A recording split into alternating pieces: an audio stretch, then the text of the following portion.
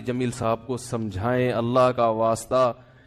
کسی نے میسج بھیجا, میں ان کے بیانات بہت شوق سے سنتا تھا, اب میں ان سے بھی گیا, انہوں نے ایسا بیان دیا ہے کہ اب مجھے ان سے نفرت ہو گئی ہے. کوئی منافق کہہ رہا ہے, کوئی یہودی کہہ رہا ہے, ایسے ایسے برے برے فحش القابات سے نوازا جا رہا ہے کہ الامان والحفیظ.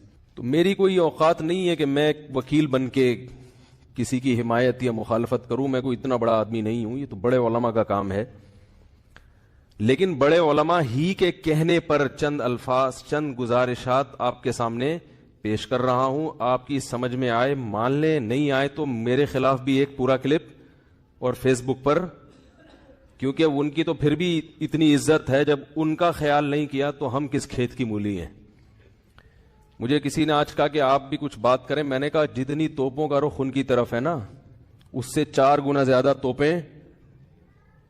توپوں کا رخ میری طرف ہو جائے گا, کیونکہ ان کی تو ایک شخصیت ہے, ایک بڑے بزرگوں میں ان کا شمار ہوتا ہے. ہماری کیا اوقات ان کے سامنے.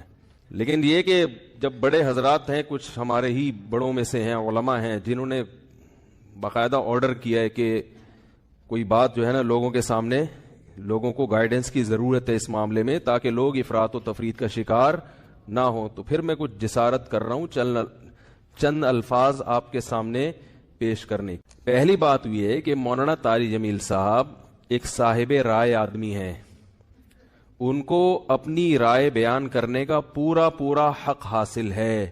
اس پر دنیا میں کوئی بھی پابندی, اس رائے بیان کرنے پر پابندی نہیں لگا سکتا.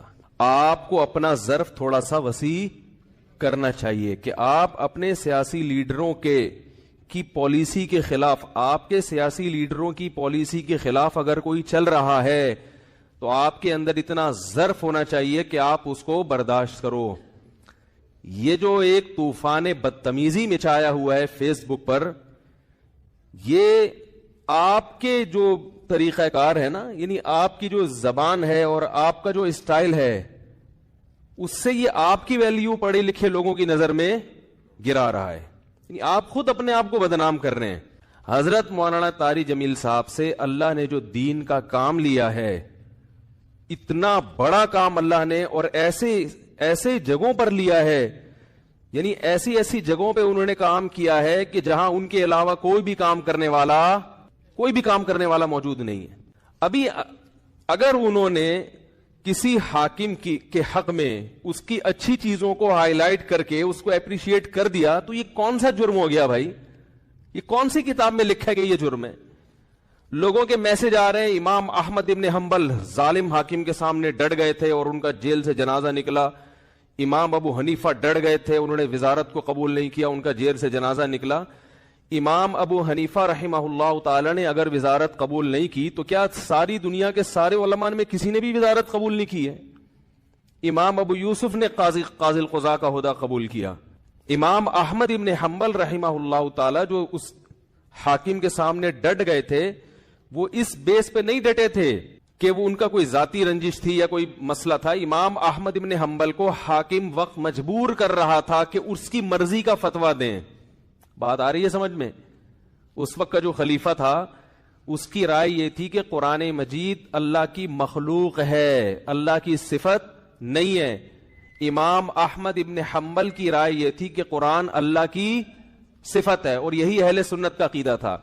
حاکم وقت گن پوائنٹ پہ مجبور کر رہا تھا کہ آپ وہی فتویٰ دیں جو میں دیتا ہوں, کیونکہ لوگ آپ کو سنتے ہیں. اگر کوئی حاکم کسی مفتی کو, کسی عالم کو مجبور کرے کہ جو میں رائے رکھتا ہوں آپ کو اسی پہ فتویٰ دینا پڑے گا, پھر کسی عالم مفتی کے لیے جائز نہیں ہے کہ وہ اپنے فتوے کو حاکم کے کہنے سے تبدیل کرے.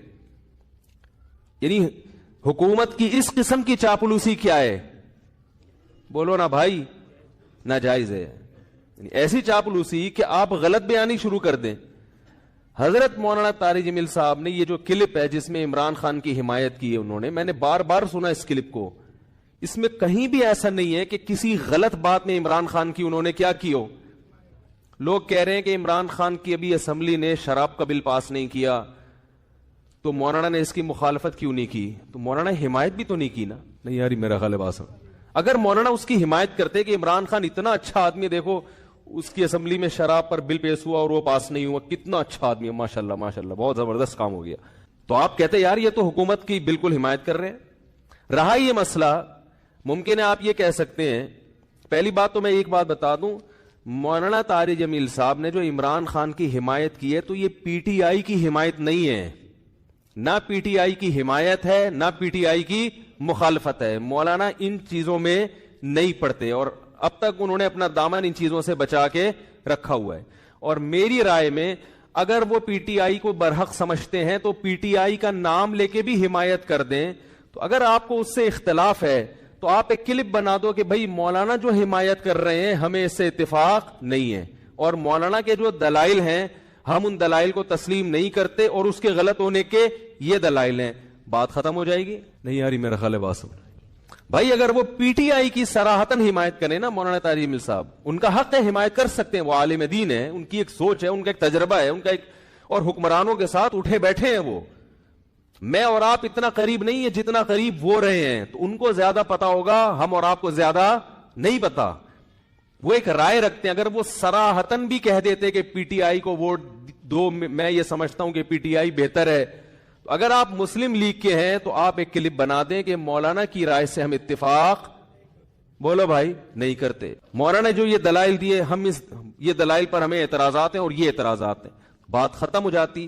منافق اور حکومت کا پٹھو, مجھے تو وہ الفاظ کہتے ہوئے شرم آ رہی ہے.